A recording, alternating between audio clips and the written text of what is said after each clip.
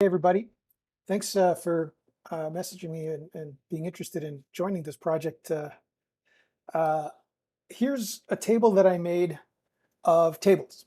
Unfortunately, I made it in Apple numbers, which means I can't share it. It won't export with the images in Excel or anything, but that's okay.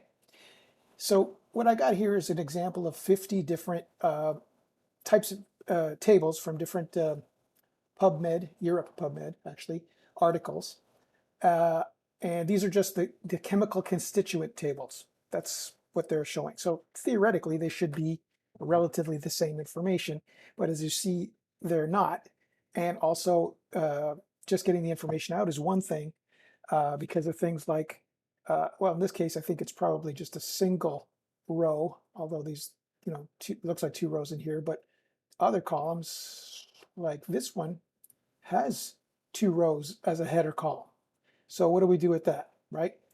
Does this go, does this information here go over every single row so that it becomes normalized, then everything comes in one row, or what?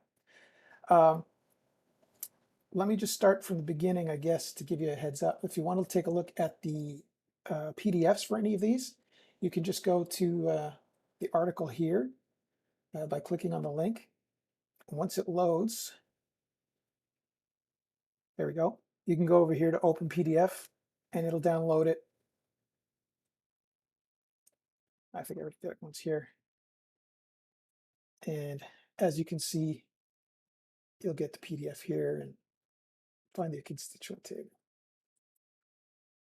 Here's some. Is that the right one? Or something. So let's take a look.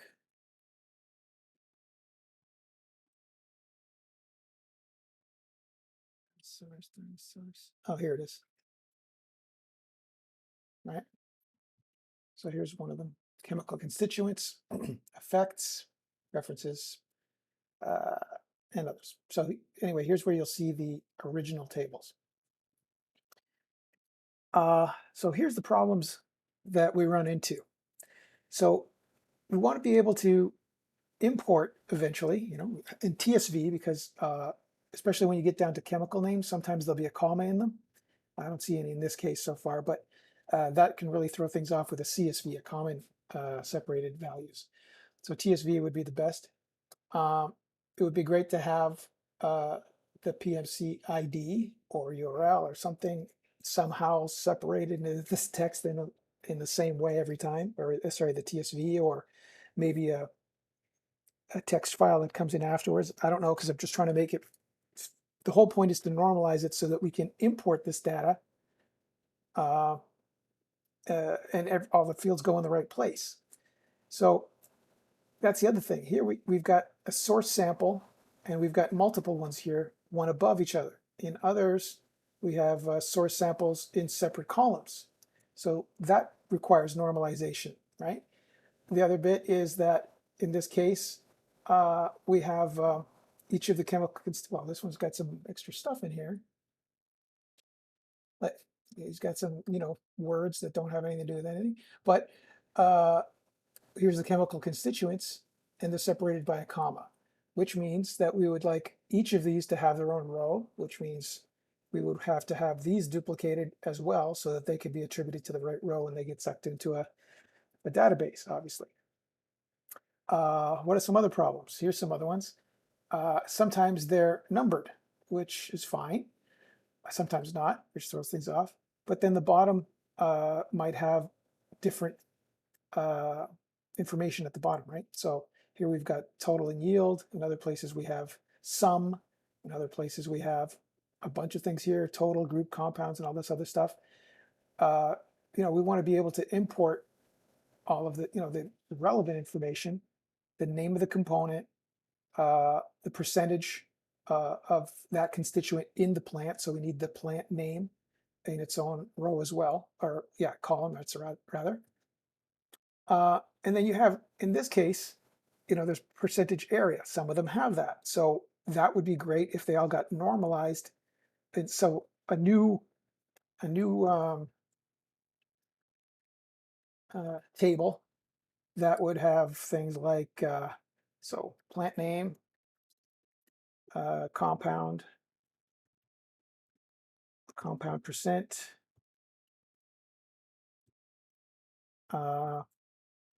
area percent, and everything else, and have that data moved into these columns. If the data doesn't exist for that particular paper or the table in the paper, then we just skip that one. But and then we'd have obviously PMC ID or the DOI, as the case may be. Let's just take another quick peek here. So here's a bunch of other stuff, right? So we have the number again. The stuff at the bottom is obviously not a compound or constituent. It's in the same way anyway. It's totals. So we want to handle that differently. We might actually just want to just skip that. Have the AI preferably just go, okay, you don't actually want that, or if you want that, here's a separate table for the totals. But I don't see that really being important at our stage of the research and what we want to do with this data. But it could be in the future. You never really want to throw away data, right? Compound extraction method. Here's another potential normalization column. So this would be cross-table normalization as opposed to inside the table normalization, like some of those other spots that I just showed you, like this one, right? That has everything separated. Oh, not only is the name separated, but also the percentages are separated. So those should be in tidy tables in separate columns.